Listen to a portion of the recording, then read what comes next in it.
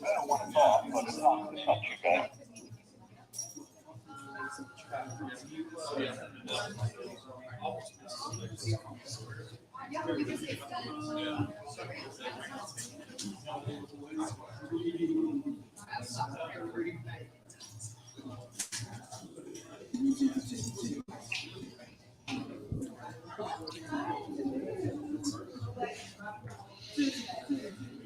Hello there.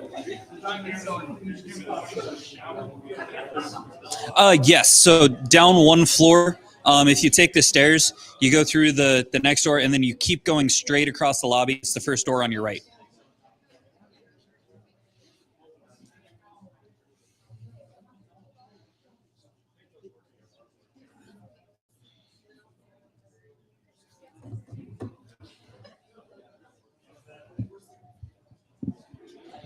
How's everyone doing? Hey, Spencer, I see you back there.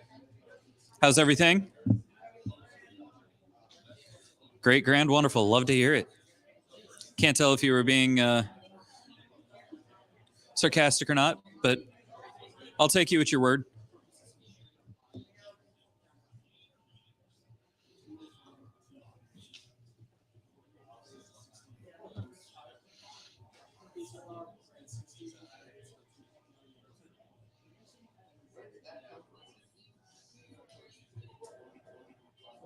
Yeah, that table may need to go, actually. Yeah, I'm going to go take care of that really quick.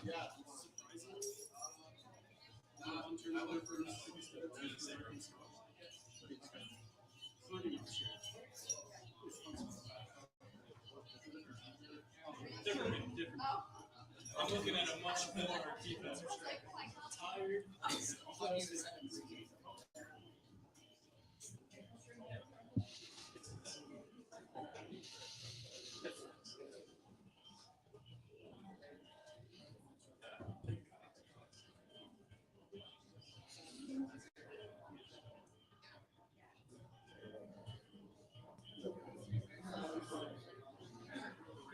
Obi, how you doing? Clay, good to see you. All my friends at ABC6 are here.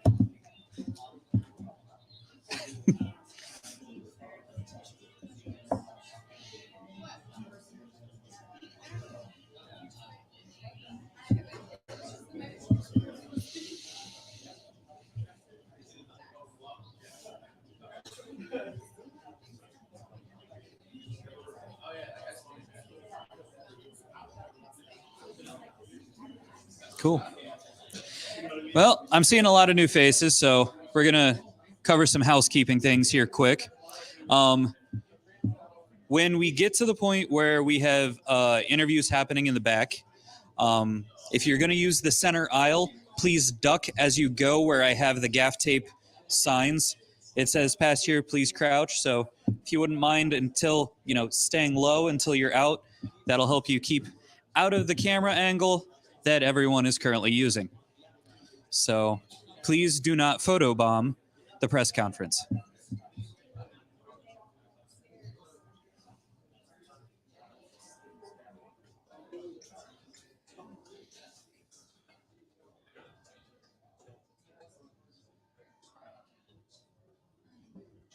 Everyone doing okay?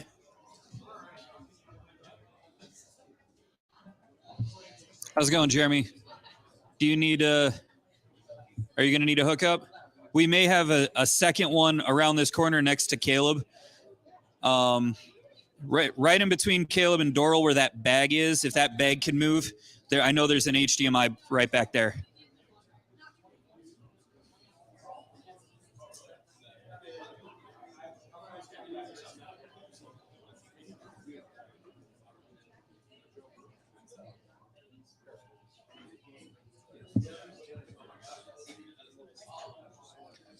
You guys mic runners? No? I was going to say we may need that because I haven't seen the official ones yet. So, hello, Nathan.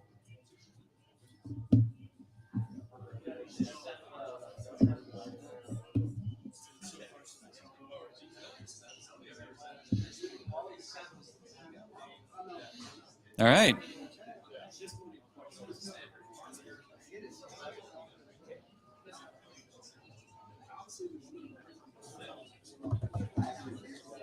Pat? Yeah.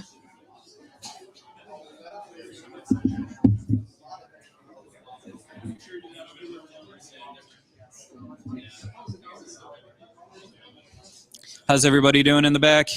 Jeremy, everything good? Wonderful. Kevin, you good? Excellent. Spencer, you still good? Wonderful. Doral, I know you were good, but you still doing okay back there? Wonderful.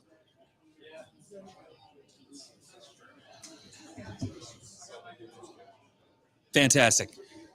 Wonderful. I was hoping so because I left mine at home. I know I'm the one slacking today. Oh, yikes.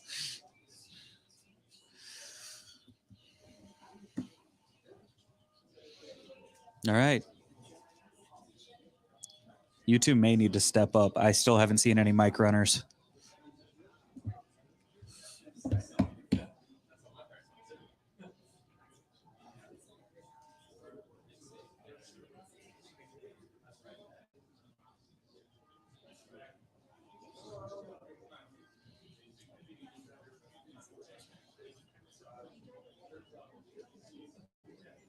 Howdy.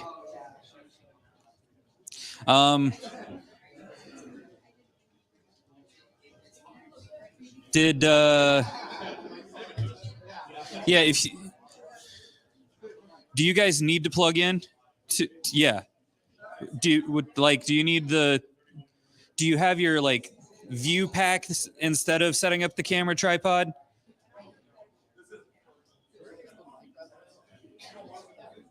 Yo, you're more than welcome to plug in there. It's just the the camera is we're trying to avoid as many tripods as possible. Yeah, you grabbed the right one. Perfect. If at all possible. Otherwise, we can pull that stanchion out just a little bit, and you can tuck in behind it. That's actually going to be an aisle walkway for players to go in the back. You could probably set up over in this corner. That should be fine. Yeah, not a problem. Trying to be as helpful as possible.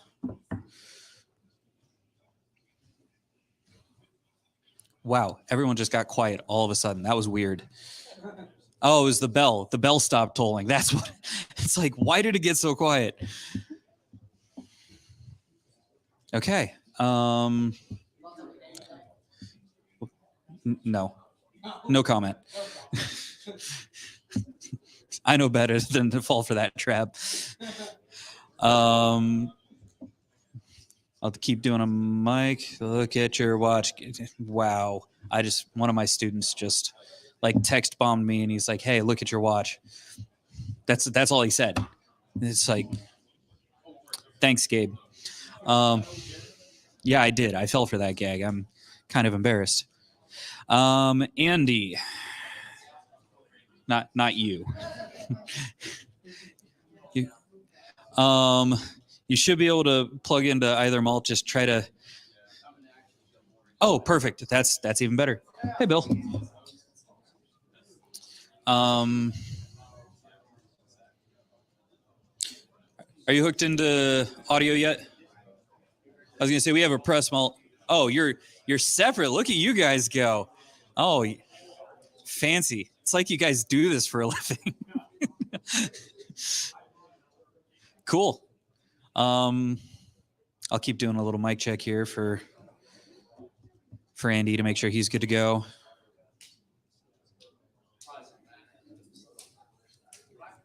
We're gonna, no man left behind here.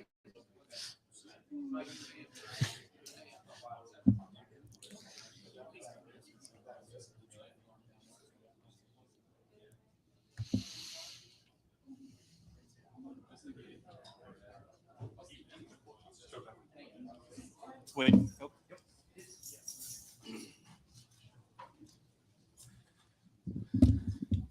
All right, folks. we'll open up the floor right over here to the right. Austin Ward, Letterman Rowe, and then Dylan Davis. Ryan, are you tired of me asking about you winning with defense? Stop. I knew that was the first question you were going to ask. Yes, I'm okay with it. Where does maybe this defensive performance rank for you? I know it's early, it just happened, but from start to finish, that was about as good as maybe we've seen in your tenure here. And they shouldn't have been out there at the end of the game. You know, that was not their fault. I thought first off, the crowd was tremendous. You know, Gene brought it up. I brought it up. When the shoe's rocking like that, it's difference maker. I thought our players fed off of it. You could tangibly see it on the field. They just fed off the crowd. And we got that sack on JT on that fourth down. That was as loud as I've heard in a long time. And I just felt the toughness, the physicality on defense. We started off with, you know, really stopping the run and then forcing them to throw the ball. And, you know, there's a lot of people who did a lot of great things on defense. But I got to give Jim Knowles a lot of credit and his staff for, you know, the adjustments they've made. You know, that was you know, 2 top 10 wins now in the first 7 games where our defense played really well. And I'm happy for our guys. I'm happy for the success they've had. You know, they came off of the last season with a few scars, just like we all did. But you're starting to see the confidence grow in a big way. Over to the left, Bill Rabinowitz, Columbus Dispatch, and then Cameron Teague Robinson. Yeah, since Austin asked the obvious question, I'll ask you about the flip side of it. Obviously, you're without Travion and Emeka. How would you kind of assess the offense? Seemed like it was stuck in the mud a lot of the day. Yeah, number 1 defense in the country statistically coming in, so we knew it was going to be a little bit that way. I thought there were times where we actually moved the ball okay. Didn't run the ball well enough. It didn't get enough explosive plays.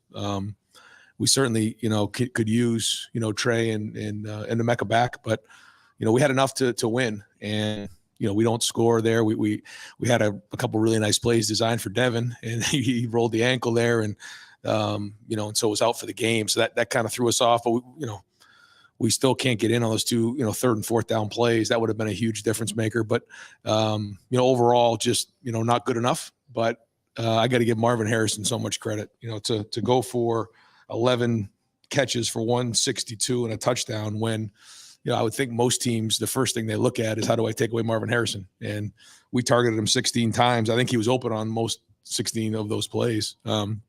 And so, you know, he showed up in a big spot today again.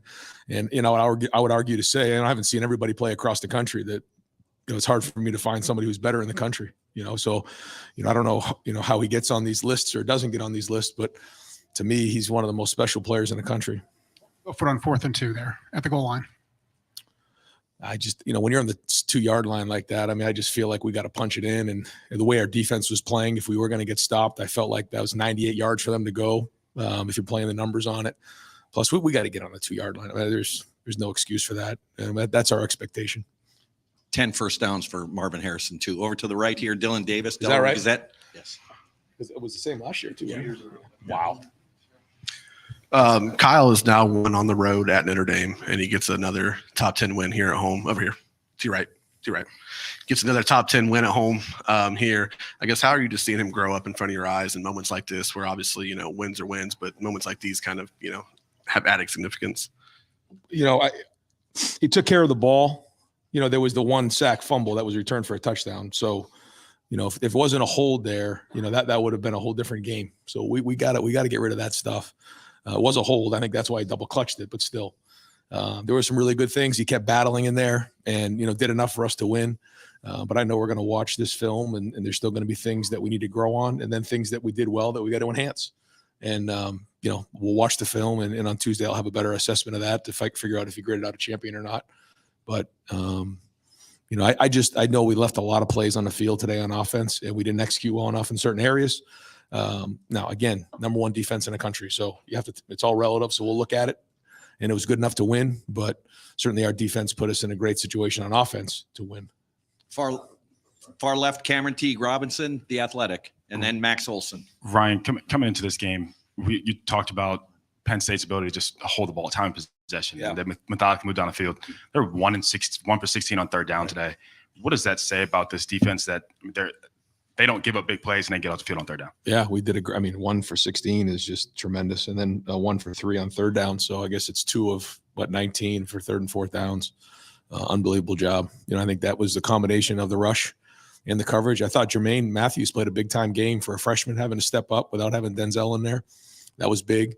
I'll forget some guys because there was just a lot of great play on defense. But if we can play like this, then that's championship level defense. And if we can keep growing as a team, then we'll be tough to beat here down the road.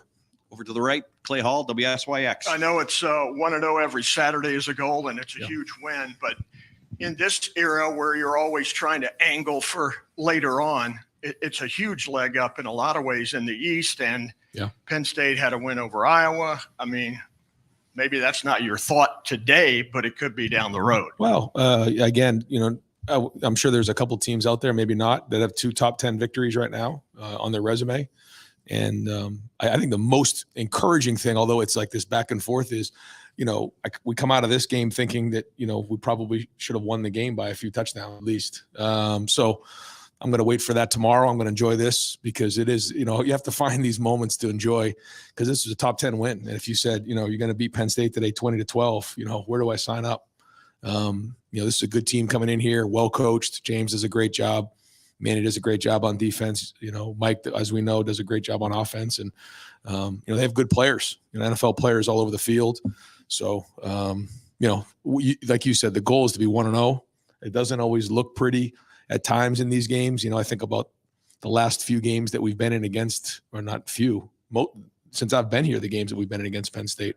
It's like it's kind of ugly early on, and then everything kind of happens in the fourth quarter. I know, Jerry, you mentioned that last year. Like it was 16-14 and the final ended up 41-33 or whatever it was, so we knew we had to get this game into the fourth quarter. Tommy Eichenberg mentioned something in the locker room about how we have to be second half warriors. And if, we want to take the next step as a team, we got to finish this thing off the right way. Really good leadership there. I thought Cade Stover's leadership was tremendous. Xavier Johnson had to step up with a Mecca out again. Yeah, I thought he did that. Leadership is important in big games like this. Another Marvin Harrison stat. He's the first player in Ohio State history to have 5 games of 160 plus receiving yards. David Boston had 4. Over to the left, Max Olson, the Athletic. Yeah, Ryan, over here.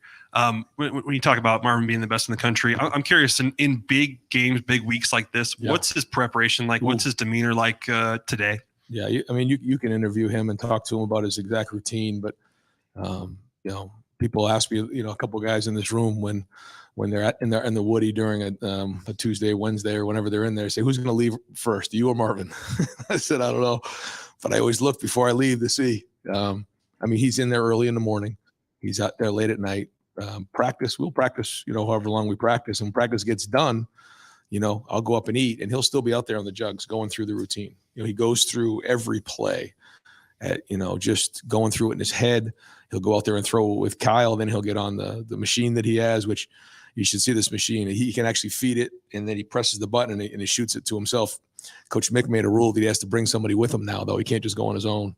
But guys have embraced that. And that's a legacy that he'll leave behind, is his work ethic. Over to the right, Stephen Means, Cleveland.com, and then Spencer.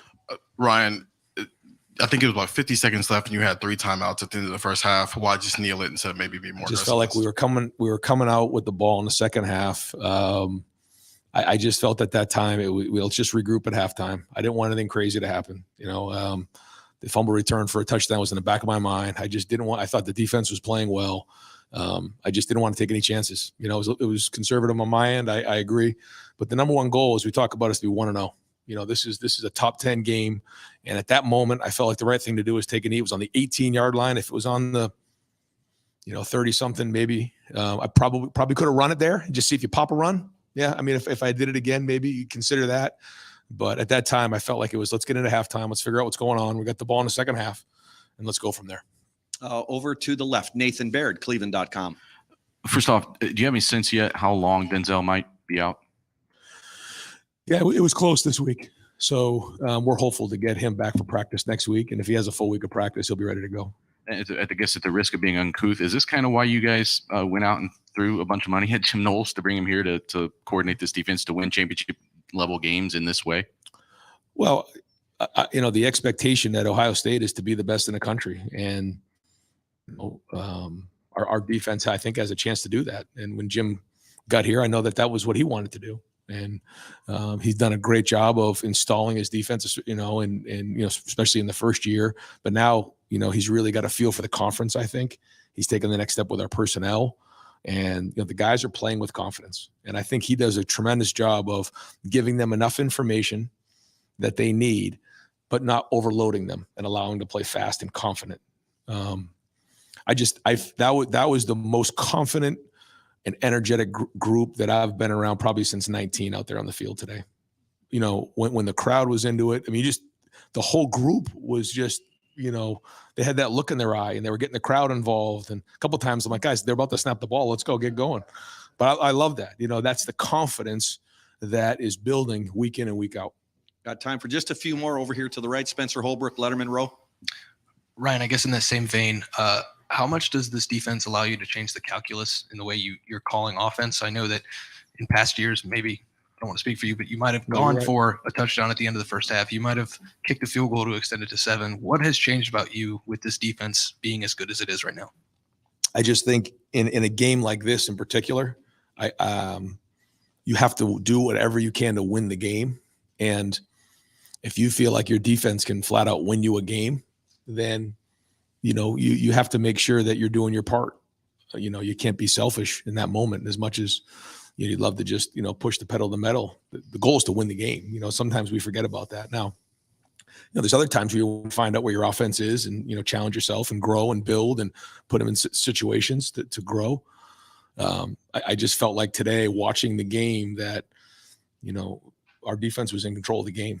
And, if we could get a couple drives together and punch it in and control the clock, it certainly had a lot to do with the defense, but we did have the ball for almost 35 minutes in the game.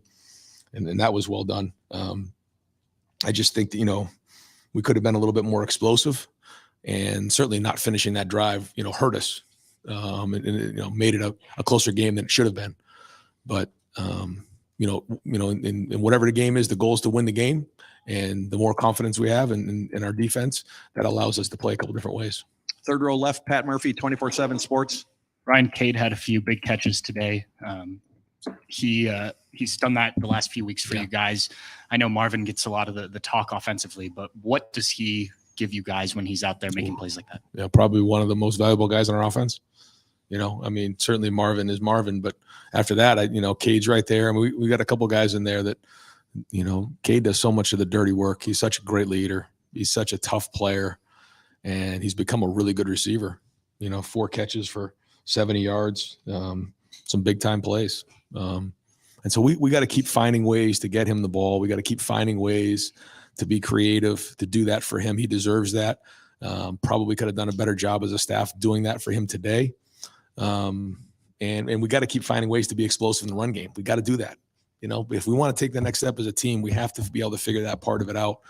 Had a couple ideas with Devin, losing him hurt us because I thought maybe in the fourth quarter, if we needed to do in a 4-minute drill, we could utilize some of those things. We didn't have it.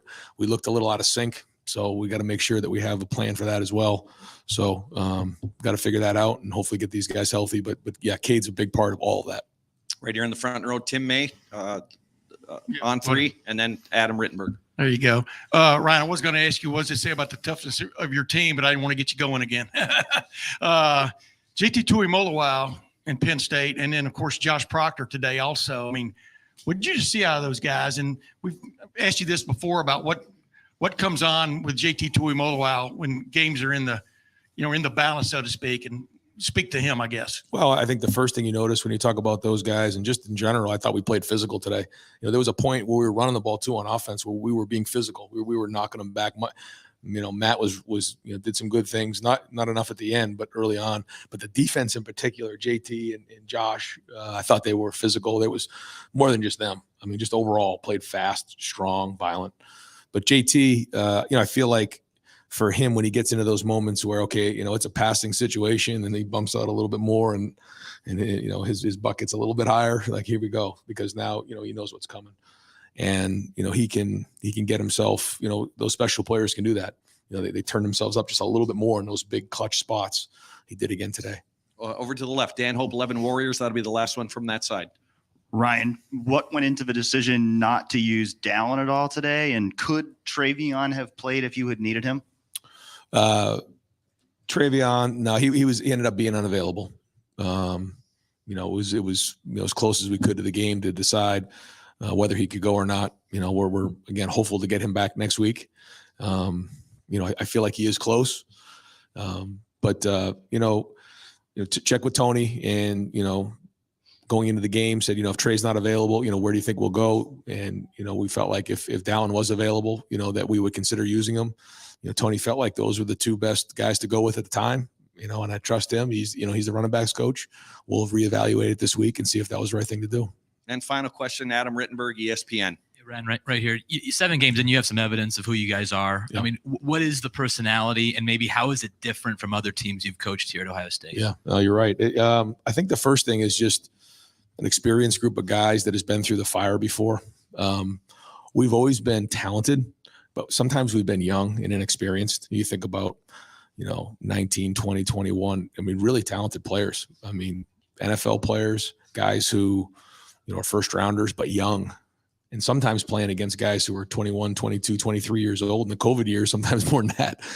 And this year's team is not only more veteran, but the third-year guys, those guys have played a lot of football. You think about JT and Jack and Tyleek and, Mecca and third-year guys, but they've played a lot of football here. So the combination of experience and I think, age and maturity is probably the biggest thing. Style of game, style of play, I would say, our defense is really strong right now. We have a big-time playmaker in Marvin. We have a super dynamic tight end who's, doing a lot for us in both ways. A quarterback who's growing. I think the biggest part of that is, hopefully getting, some of these guys healthy and continue to build the passing game a little bit more and the running game to be more explosive. If we could take that next step, a chance to be really good. That's our goals.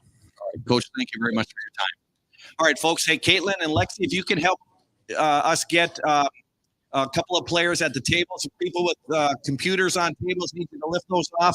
We're going to have Marvin Harrison Jr. at the front. And I'm going to hold him for. All right. Where do we want Marvin? All right, we're going to take Coach Knowles at the front here. We've got Marvin Harrison Jr. at a back table. I've got Steele Chambers at a back table. How many back tables do we have? 3. Yeah, and Cody and Steele will be at one table. And I've got Jordan Hancock also at a table back there.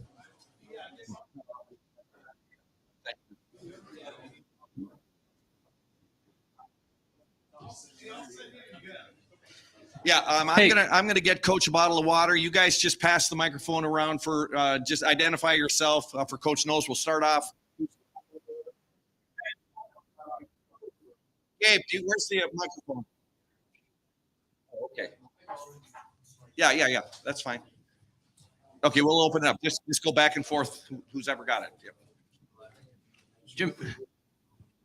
Jim, we talked to you in the locker room after the Peach Bowl, and there was a sense of frustration or disappointment in your voice with the way that last season ended and the way that the defense let the offense down. To go out and have a performance like this, in this big spot, this game, with your defense, what does it mean to see this kind of sort of? You're happy for the players, happy for our head coach and all the fans, and that they now have confidence, that they can win the game on defense.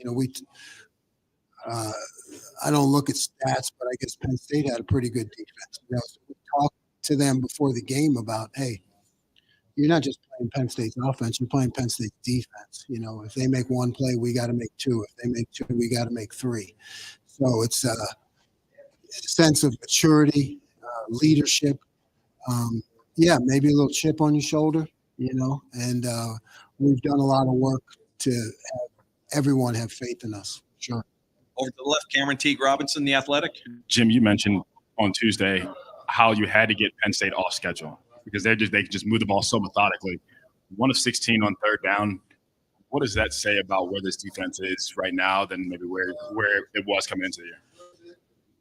They know the scheme, and when I make adjustments during the week and the things you talked about, that we had to get the stops, we had to get them off schedule. and we make little adjustments in the scheme, they pick up on it, and that's a big deal because winning those downs in a game like that is huge. And that only comes with preparation and with guys who are knowledgeable about the scheme. Over here to the right, Dylan Davis, Delaware Gazette. Jermaine was thrust into a huge spot today. How do you think he played and handled that position? Yeah, like I said, the kid's got moxie.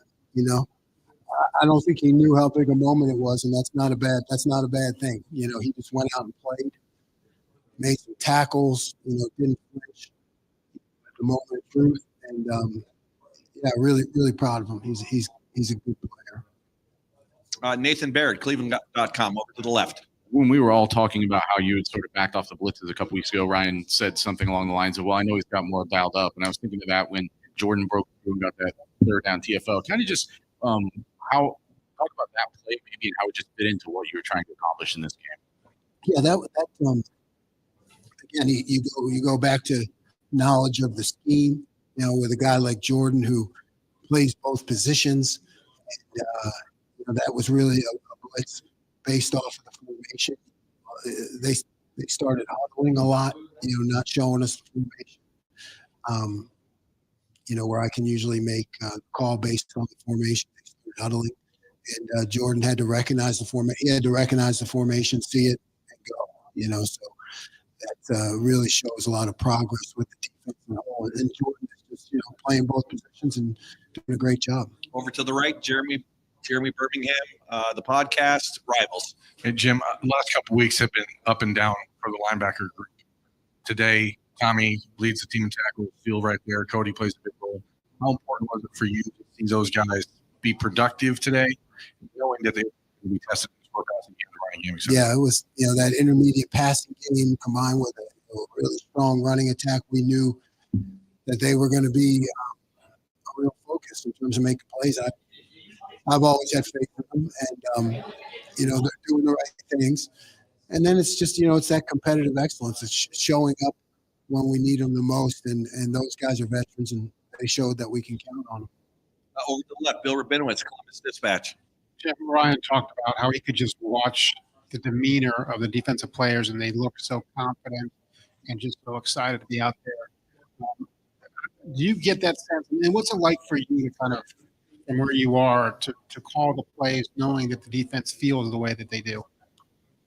Yeah, confidence and momentum is such a huge attitude about playing defense. Probably where I'm most proud of them is we got the stop in their end, and then we turned it over on the punt return, and we came right back out and stopped them again. I think that shows a lot of confidence and a lot of want to. Hey, okay, that's fine. Put us. You don't flinch in that situation because that's easy to hang your head. And they went out there and got the stop. So I think that sequence right there kind of shows where we're at right now. Adam Rittenberg, ESPN. Yeah, Jim, your defensive linemen before the year were talking openly about being the best group in the country. A lot of high hopes on them. How do you feel they played today, and where are they as a group right now? There's a lot of depth there. There's a lot of guys that play. They've really been solid all year. Guys inside are making tackles. We've been getting pressure. So, I think that maybe people look at stats only, but I could see the film. I knew we have a really good group, and they showed up. Over to the left, Dan Hope, 11 Warriors. For a few more. What do you think is just the biggest thing that's clicked this year that's allowed this defense to take this step and really play it as an elite level so far this year? We got great leadership. You got guys who want to, hold up our end, guys who want to be counted on. And throw that in with an extra year knowledge of the scheme. That knowledge is really a big deal. Being able to see, the forest through the trees, understanding, being able to handle, adjustments during the week, where maybe in the past you're hesitant to put new things in because guys don't quite understand. And they pick things up and they study, and they take a lot of pride. Over to the left here, Marcus Hartman, Dayton Daily News. I think early they were averaging 8 yards a carry. They had a couple of explosive runs, and then sort of like looked like you turned the spigot on them. And what was the difference there? The explosive runs were just bad calls by me. And, so I started making better calls. Yeah. Over to the right here, Jeff Gilbert, Press Pros. What types of things were you concerned that Penn State might be able to be successful at, and how did you stop those? What are the things you felt like? Yeah, certainly the running game, they were a team that could drive the ball, and the intermediate passing game, very effective. So, we wanted to get them in situations where they had to throw the ball down the field and give our rush a chance to get there. We mixed things up somewhat in the rush. We did the right things early in the series, to get them in situations where we could force them to try to throw the ball down the field.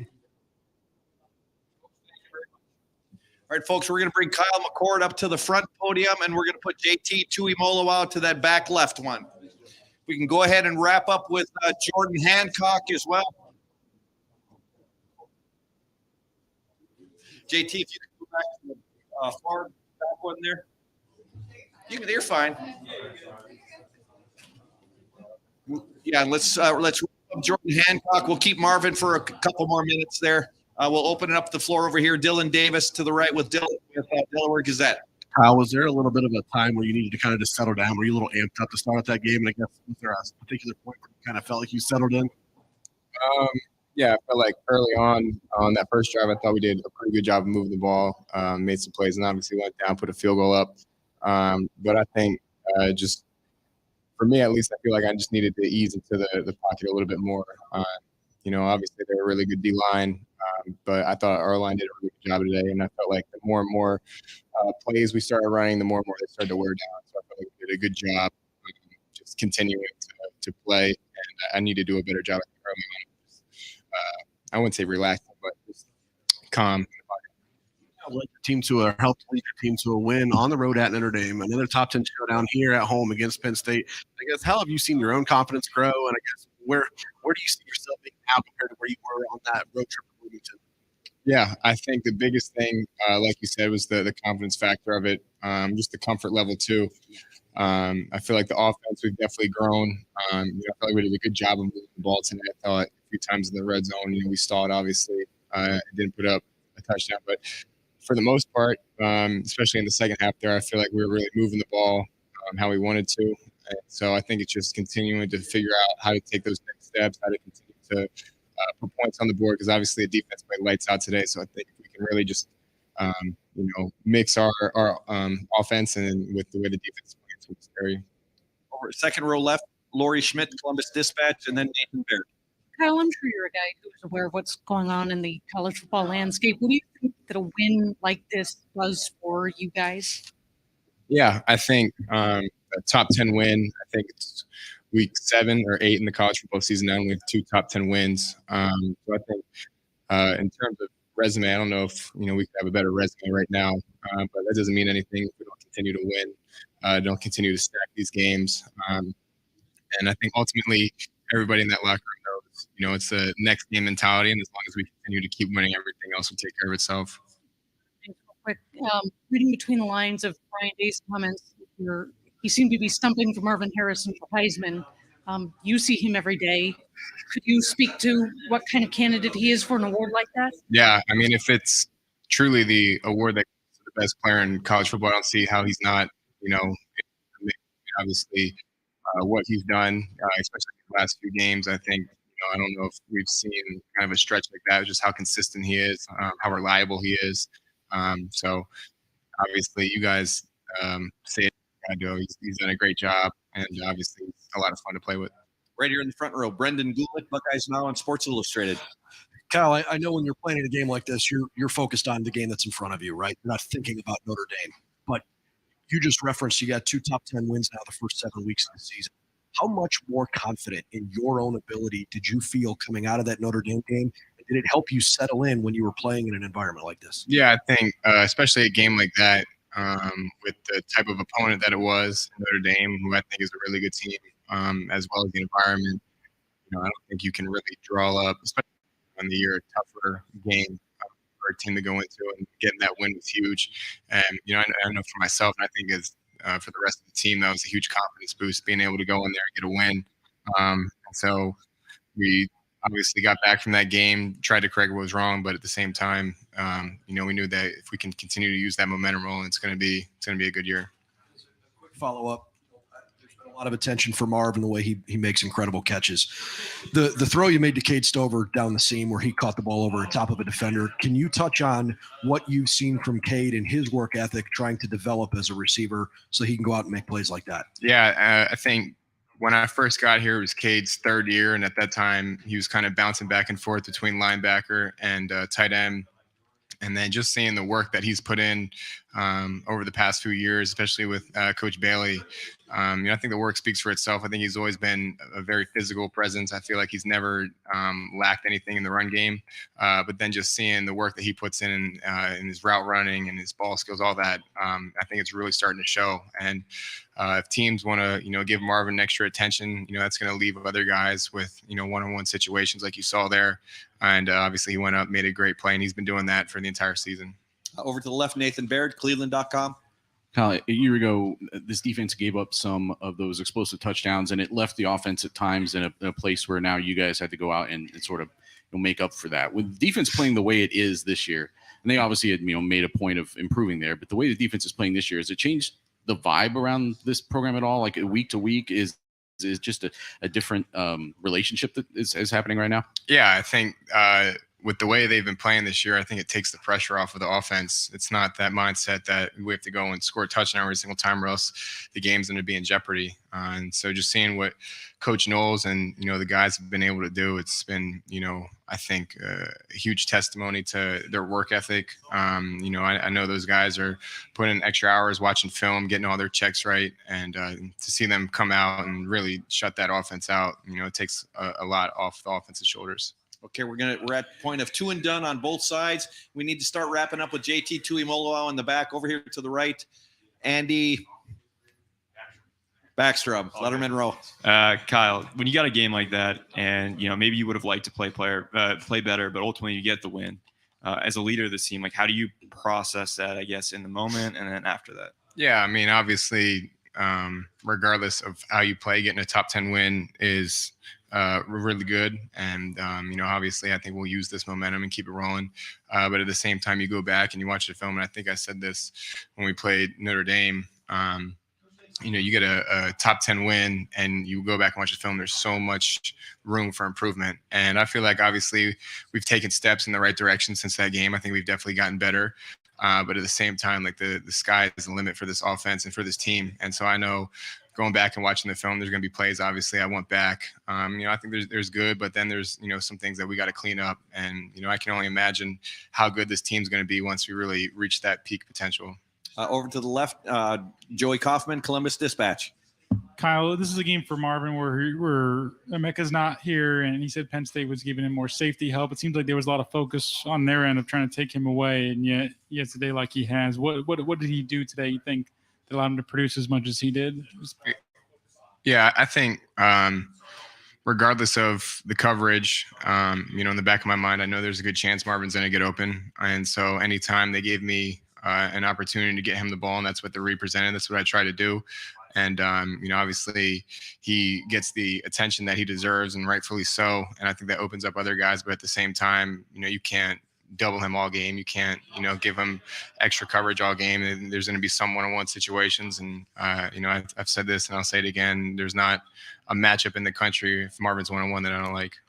Over to the right, Jeremy Birmingham, Rivals, the podcast. Kyle, how close do you think the offense is to being where you want it to be? To both yourself personally, but then just the little ticks that seem to be off. I mean, how close do you think it is? I think we're really close. You go back and you watch the film and you ask yourself, okay, what is holding us back from scoring on every single drive? And it's small details. And whether that's me or the O-line, the receiver, whatever it is, it's the little things that can easily be cleaned up. And I feel like looking back on the film from week one, there's like, okay, there's a lot to clean up. And then I feel like every single week we're getting better and better. So now it's how can we continue to minimize those mistakes, continue to minimize those errors, and continue to build? Because like I said, I think the sky's the limit.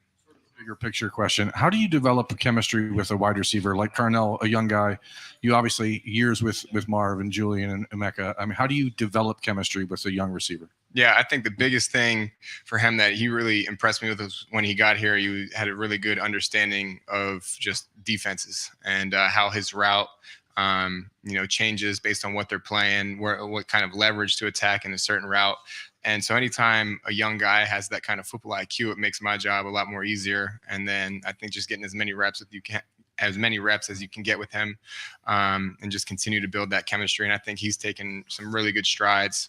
And obviously, I think the sky's the limit for that kid, and I'm so excited to see where his career takes him. Final question for Kyle. Dan Hope, 11 Warriors. We got to wrap it up with JT, please. Yeah, Kyle. I mean, you guys have had a knack, whether it was Notre Dame, Maryland, today, where when you guys have needed a drive in the fourth quarter, you've been able to come up with it. What do you think it is that's kind of allowed you guys in those clutch moments to find that another gear? Yeah, I think that's a good question. I think the biggest thing is what we talk about is just competitive excellence. When someone needs to make a play, whether that's me just putting the ball in a one-on-one situation, letting a guy go up and make a catch, or someone winning on a route, or the line making a good block up front, opening up the run, whatever it is, I feel like the guys have responded to that every single time. And, obviously we would like to get that going early on, but I would much rather have a team say that, we started slow and finished really well than vice versa.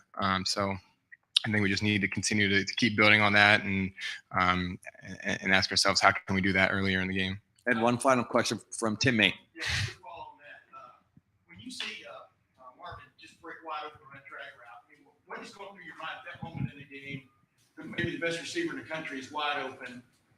Just don't screw it up. I mean, what was going on there? I mean, after all the struggle today. Yeah, no, I think we had I think they called a timeout right before that play, so we were able to talk it over on the sideline. We got the look that we wanted, and obviously he ran a good route and got open. And so it's just my job to get the ball in his hands and let him go to work. Great. Kyle, thank you very much. Thanks. Congratulations. All right, that's it, folks. Press box will close around at 7:30.